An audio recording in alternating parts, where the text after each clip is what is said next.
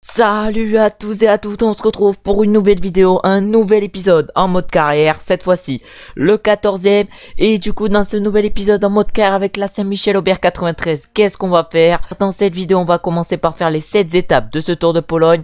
Ensuite on ira faire les championnats d'Europe sur route, mais également les championnats d'Europe de contre-la-montre. Et ensuite on fera également les 4 étapes du Tour du Limousin. Et je ferai également personnellement le Mercato, où vous verrez donc notre équipe pour la saison prochaine.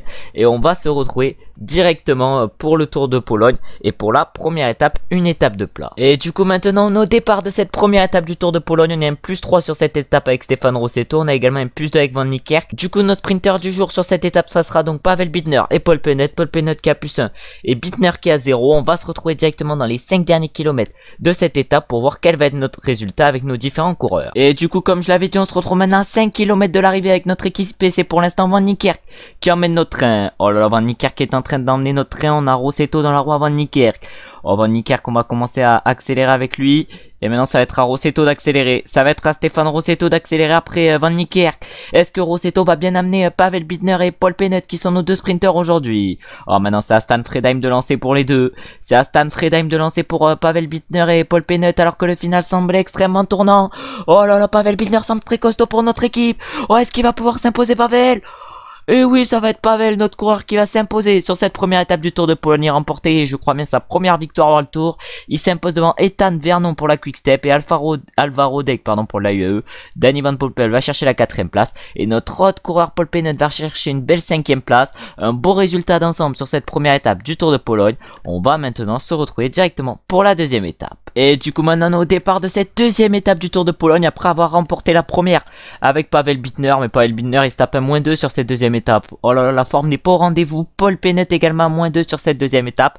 Malheureusement la forme n'est pas au rendez-vous pour nos coureurs, mais on va quand même essayer de réaliser la meilleure performance possible. Et du coup maintenant on se retrouve à moins de 6 km de l'arrivée, à 5 km 300 exactement, et c'est Romain Cardis qui est en train d'emmener le peloton et notre train. On va voir si on peut réaliser un aussi beau résultat que sur la première étape de ce Tour de Pologne, c'est-à-dire aller chercher la victoire. En tout cas là c'est Stefan Rossetto qui est en train de nous emmener. Stéphane, est-ce qu'il peut bien nous emmener 3 km? Ça va maintenant être à Van Niekerk d'accélérer. Oh man, Van Niekerk qui a décidé d'accélérer pour notre équipe. Bientôt ça va être à Stan Fredheim. Et du coup maintenant c'est à Stan Fredheim d'accélérer. Il y a un groupe de 18 qui est parti. Maintenant c'est à Paul et Pavel, parce que je crois que c'est tournant le final. En tout cas c'est Paul qui a lancé. Oh, Pavel dans la roue. Oh, Pavel il est bien placé. Est-ce qu'il va faire un gros résultat? Et non, c'est Ethan Hayter qui va s'imposer sur cette deuxième étape du Tour de Pologne. Même pas, c'est Jake Stewart qui s'impose sur cette deuxième étape du Tour de Pologne devant Ethan Hayter. Nous on va chercher une très belle 3ème place quand même avec Pavel Bittner. La 4ème place est elle pour Ethan Vernon et la 5ème place pour Odeg. Et on a notre autre coureur Paul Penut qui va chercher une belle 7ème place sur cette deuxième étape. Pour l'instant on est sur un Tour de Pologne bien réussi avec nos différents coureurs. On va maintenant faire le mercato avec notre équipe et on va se retrouver pour aller voir les arrivées et les départs pour la saison prochaine. Je voulais faire un mercato mais malheureusement je suis en déficit budgétaire. Là va falloir qu'on remonte sur ce Tour de Pologne, et après le Tour de Pologne je pense qu'on fera le mercato, vu que je pense que si on continue comme ça le Tour de Pologne nous rapportera pas mal d'oseille. Mais là on peut voir le parcours déjà sur cette 3ème étape, un parcours vallonné qui correspond à aucun de nos coureurs. Ah, peut-être que finalement le Tour de Pologne ne nous rapportera pas trop d'oseille. En tout cas on va se retrouver maintenant directement au départ pour voir les formes qu'on a avec nos différents coureurs. Ah, c'est quand même compliqué pour l'instant ce début d'épisode, même si on a réussi des bons résultats sur les 2 premières étapes de ce Tour de Pologne, avec une victoire avec Pavel et une 3ème place également avec Pavel. Et du coup on est maintenant au départ de cette 3ème étape. On a un -2 avec Rossetto et nos différents sprinters. On a Paul Penut à +2 et on a Pavel encore une fois à -2. On va quand même essayer de réaliser le meilleur résultat sur une étape qui nous correspond pas trop. On va se retrouver dès qu'un de nos coureurs est piégé ou directement dans le final de cette étape. Et du coup on se retrouve maintenant à 6 km de l'arrivée. On a réussi à tenir sur cette étape avec nos différents coureurs. Et là on va arriver d'abord sur la banderole des 5 derniers kilomètres. Il y a Michael Gogel qui a réussi à s'échapper seul en tête de course, ouais. Et nous on est en train de rouler derrière avec Mand Van Niekerk pour notre équipe. Oh, Van Niekerk est en train d'amener notre équipe et derrière lui on a Stefan Rossetto. Oh, Van Niekerk qui va sûrement lancer. Maintenant ça va être à Stefan de lancer. Oh, Stéphane qui va lancer sûrement pour Pavel Bittner et Paul Penut. Pavel Bittner qui aujourd'hui est pas en grande forme. On va voir s'il peut quand même réaliser un gros résultat. En tout cas là c'est Verstringe qui est en train d'amener Pavel. Oh, Verstringe qui a amené Pavel, et le dernier de ce train ça va être Paul Penut. Oh ouais, oh le dernier de ce train, Paul Pennant se fait gêner par son coéquipier Pavel Bittner, alors que devant c'est Danny Van Poppel qui s'impose sur cette troisième étape devant Wout van Aert et Ethan Hayter. Brian Cocard va chercher la quatrième place. La cinquième place est pour Davide Ballerini. Nous on réalise quand même une belle septième et huitième place avec Bittner et Paul Pennant. Un résultat pas trop mauvais au sprint, même si je pense qu'on aurait pu faire un peu mieux. C'est dommage, mais tant pis. On va maintenant se retrouver du coup directement au départ de cette quatrième étape du Tour de Pologne, en espérant faire mieux que sur cette troisième étape où on a fini septième et huitième. Et on est maintenant du coup au départ de cette quatrième étape qui ne nous convient pas du tout pour nos sprinters. La troisième étape déjà ne nous convenait pas, mais cette quatrième nous convient encore moins. On va du coup essayer d'aller chercher le meilleur résultat possible avec Verstringe et on va essayer pourquoi pas de faire un top 15 sur cette étape, même si ça risque d'être très compliqué vu le parcours. Et du coup on se retrouve maintenant à 15 km de l'arrivée. Le peloton a totalement explosé sur cette quatrième étape. Je vous ai dit que c'était une étape qui ne nous correspondait pas avec notre équipe et pour la preuve il ne reste plus que Verstringe et Stefano Rossetto qui sont dans le peloton de 60 pour notre équipe, nos deux meilleurs grimpeurs, alors que par exemple notre leader Pavel Bittner a été largement distancé dans un groupe loin derrière. En tout cas encore 14 km sur cette étape. On va essayer de réaliser le meilleur résultat soit avec Stefano Rossetto soit avec Verstringe. Et du coup là on va se retrouver maintenant dans la montée finale avec Stefano Rossetto à 3 km 800 de l'arrivée. Et c'est qui décide d'accélérer? C'est Adam Yates, suivi directement par Train. Peut-être que si j'aurais vu le parcours de ce Tour de Pologne, peut-être que j'aurais amené quelques grimpeurs à notre équipe, vu que là avec Stefano Rossetto avec Verstringe on peut se débrouiller un peu, mais on fait pas partie des meilleurs coureurs. Alors que là, Stefano Rossetto il est cuit. Stefano Rossetto est cuit. Stefano Rossetto ne va plus pouvoir suivre le groupe de devant. Un groupe de devant qui va compter, je pense, plus que 30 unités. Hein. Ouais, ils sont plus que 28 à l'avant. Nous, on est derrière actuellement avec Stefano Rossetto. On ne peut pas suivre, mais qui c'est qui va s'imposer du coup sur cette quatrième étape de ce Tour de Pologne? Et c'est Wout van Aert qui va s'imposer, j'ai l'impression. Il reste encore 400 mètres. Oh, j'avais l'impression que l'arrivée était là. Hein. L'arrivée, j'avais l'impression qu'elle était là. Mais elle n'est pas là, elle était 400 mètres plus loin et c'est Wout van Aert qui s'impose sur cette quatrième étape. Magnifique victoire pour lui, il s'impose devant Ethan Hayter et Michal Kwiatkowski. Après c'est qui va aller chercher la quatrième place? Et c'est Jake Stewart qui va chercher la quatrième place. Michael Storer la cinquième et derrière ça va finir un peu plus loin pour nous avec Stefano Rossetto. On ne finit que 31ème. On va maintenant se retrouver directement pour la cinquième étape de ce Tour de Pologne où on va essayer d'aller chercher un meilleur résultat que sur cette étape qui ne nous convenait pas du tout, où on a fini seulement 31ème avec Stefano Rossetto. Et du coup on est maintenant au départ de cette cinquième étape du Tour de Pologne et on a des bonnes formes dans notre équipe. On a un Pavel Bittner à +2 sur cette étape. Et où est Paul? Et on a un Paul à 0. Clairement des notes plutôt positives sur cette étape. Par exemple on a un Van Niekerk à +5 et un Fredheim à +2. Je pense que c'est l'étape pour l'instant qui nous a remis les meilleures notes. Et c'est du coup l'étape où on va essayer d'aller chercher le meilleur résultat. Même si on a déjà réussi à remporter une étape, faut essayer d'en remporter une deuxième sur cette étape et on va se retrouver directement dans le final. Et du coup on se retrouve maintenant à 5 km de l'arrivée sur cette cinquième étape du Tour de Pologne. On prend notre gel avec tous nos coureurs et c'est Stefano Rossetto qui est pour l'instant en train d'emmener notre train. Encore 3 km 700, on va lancer. On va lancer avec Stefano Rossetto et après ça va être au tour de Romain Cardis de lancer le sprint pour nos sprinters, c'est-à-dire c'est-à-dire Pavel Bittner et Paul Pennant. Il reste encore plus de 2 km avant l'arrivée pour l'instant. Est-ce qu'on va pouvoir s'imposer? On va voir ça. On lance avec tous nos coureurs. Mais qu'est-ce qui me fait Pavel? Il voulait pas lancer. En tout cas Romain Cardis et les cuisses, ça c'est sûr. Mais quelle va être notre place avec nos différents coureurs? Je pense pas qu'on va faire un gros sprint et non. Non, malheureusement, Stan Fredheim va se faire gêner un peu dans ce final d'étape. Et c'est Brian Cocard qui va s'imposer sur cette cinquième étape devant Hitmar Enorme et Jake Stewart. Alvaro Deg va chercher la quatrième place. Ethan Hayter va chercher la cinquième. Nous, on fait 7, 10. Et il est où notre autre coureur? Et 16 avec Pavel. Un sprint complètement raté sur cette cinquième étape alors qu'on avait des coureurs en forme malheureusement. On va maintenant directement se retrouver pour la sixième étape de ce Tour de Pologne. On va essayer de faire mieux que sur cette cinquième étape où on ne fait malheureusement qu'une septième place. Et en plus c'est avec Stan. Et du coup maintenant on est au départ de cette sixième étape du Tour de Pologne et le +5 pour Pavel Bittner sur cette sixième étape. Oh là on est obligé de faire mieux que sur toutes les étapes. On est obligé de râler chercher une victoire d'étape sur cette étape avec Pavel Bittner. En tout cas c'est ce qu'on va essayer de faire. Un final plutôt vallonné, mais ça devrait quand même nous convenir avec Pavel vu que c'est une étape plutôt plate. On va du coup se retrouver directement dans le final avec Pavel Bittner sur une étape qu'on va évidemment essayer de remporter. Et du coup on se retrouve maintenant sous la banderole des 5 derniers kilomètres avec notre train. C'est Van Niekerk pour l'instant qui est en train d'emmener notre train. On a Stan Fredheim dans la roue directement avant Niekerk et après on a Paul Pennant et Pavel Bittner. On va essayer de réaliser le meilleur sprint possible, surtout avec Pavel Bittner qui est un +5 aujourd'hui. Va falloir bien utiliser son +5 pour aller chercher un bon résultat. Alors qu'actuellement c'est Stan Fredheim du coup qui est en train d'emmener notre train. Sur la gauche c'est un train avec Andrea Pasqualone et Marit qui est en train d'accélérer. On lance le sprint à 2 km 300 avec Stan Fredheim. Et maintenant ça va être à Paul Pennant d'envoyer. Oh là là, mais oh, j'ai bégayé sa mère. En tout cas, ça va être autour de Paul Pennant. Ben, je sais plus quoi, mais c'est en tout cas Pavel Bittner qui a extrêmement bien lancé sur cette étape.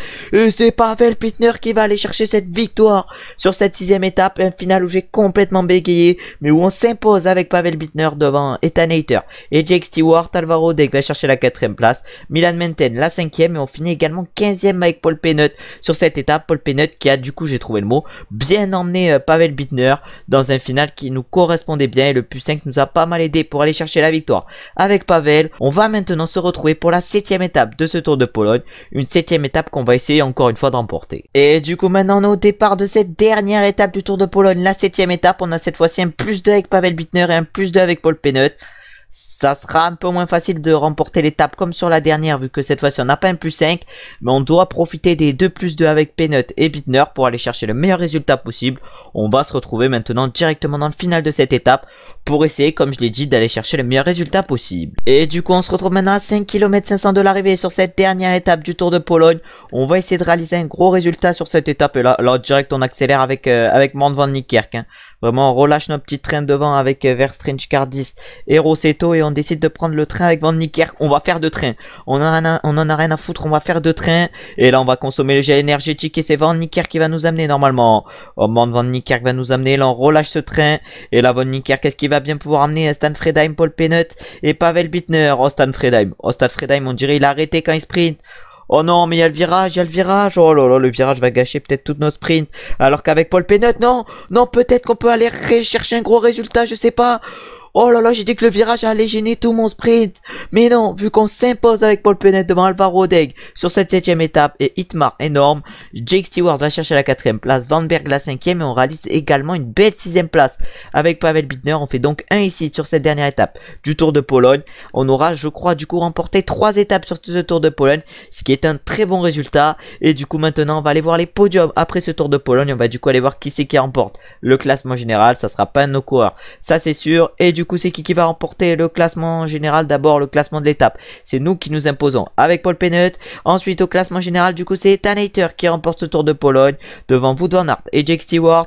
Ensuite au classement du meilleur grimpeur, c'est Damien Touzé qui s'impose. Ensuite au classement par points, c'est Jake Stewart qui s'impose devant Ethan Hayter et Alvaro Deg. Nous on fait 6 avec Bittner et 7 avec Paul Pennant. Et pour finir au classement des jeunes, c'est Ethan Hayter qui s'impose devant Jake Stewart et Biniam Girmay. Et du coup maintenant on peut voir les classements après cette 7ème étape, et on va voir du coup, voilà, on a du coup gagner un peu d'oseille, ce qui va nous permettre peut-être de réaliser quelques recrues pour ce mercato. On va voir ça et on va se retrouver une fois qu'on a fait ou pas des recrues. Et du coup malheureusement sur ce mercato je vais pas pouvoir signer Jason Tesson. Je lui ai proposé un contrat 23 800 et il nous reste que 23 100. Oh là là, la catastrophe. On va du coup essayer de recruter d'autres coureurs, mais ça sera pas Jason Tesson qui restera au club. Et du coup on va voir du coup les arrivées, les renouvellements de contrat pour cette saison. On aura donc Hugo Pachvik qui va signer pour la saison prochaine. On aura également Kevin Vauclin qui a des très belles stats qui va également signer au club. Ensuite on aura Joris Delbov qui va prolonger avec nous, comme ça il restera au moins un coureur de l'équipe originale, c'est-à-dire Joris. On espère pourquoi pas signer Jason Tesson, re-signer Jason Tesson dans les années à venir. Ensuite on aura Enzo Briand qui a un bon potentiel qui signera dans notre équipe. Et pour finir on aura également Ronan Auger qui a également un bon potentiel qui signera dans l'équipe. Et on va se retrouver du coup normalement directement pour les championnats d'Europe en ligne. Et du coup on est au départ maintenant de ces championnats d'Europe sur route. Après que vous ayez vu le mercato, ça va maintenant être les championnats d'Europe. On va essayer de réaliser le meilleur résultat possible sur ces championnats d'Europe qui contiennent quand même pas mal de secteurs pavés, mais je pense pas assez pour faire des écarts. En tout cas on va se retrouver directement, je pense, dans le final de ces championnats d'Europe où on va essayer de ramener le titre avec nos coureurs. Et du coup on se retrouve maintenant à 13 km 500 de l'arrivée sur ces championnats d'Europe où le peloton a totalement explosé. On n'est plus que 51 dans le peloton, un peloton qui est emmené par notre coureur pour l'équipe de France, c'est-à-dire Rémi Cavagna. Et là Rémi Cavagna ne va plus pouvoir accélérer, il est complètement cuit, et ça va maintenant être au tour de Dorian Godon d'accélérer. On est encore 113 dans le peloton, mais je pense que sur ce secteur pavé ça va exploser.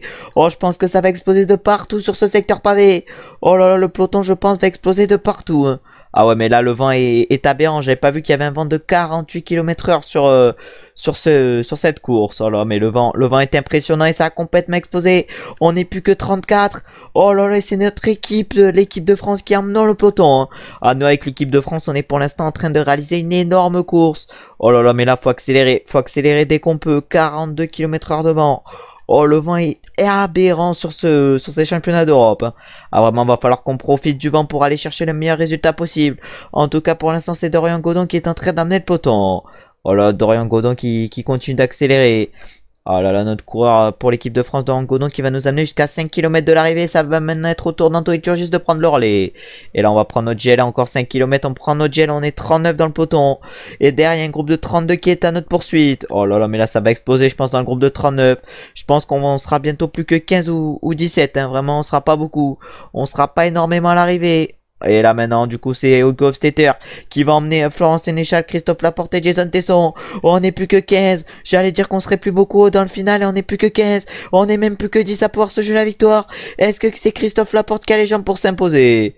Oh, je sais pas, Christophe Laporte a-t-il les jambes pour s'imposer? Alors que nous on lance maintenant avec Jason. Et c'est Jason Tesson, notre coureur, qui va malheureusement quitter l'équipe parce qu'on pouvait pas le prolonger, qui va être champion d'Europe. Magnifique victoire avec Jason sur ces championnats d'Europe.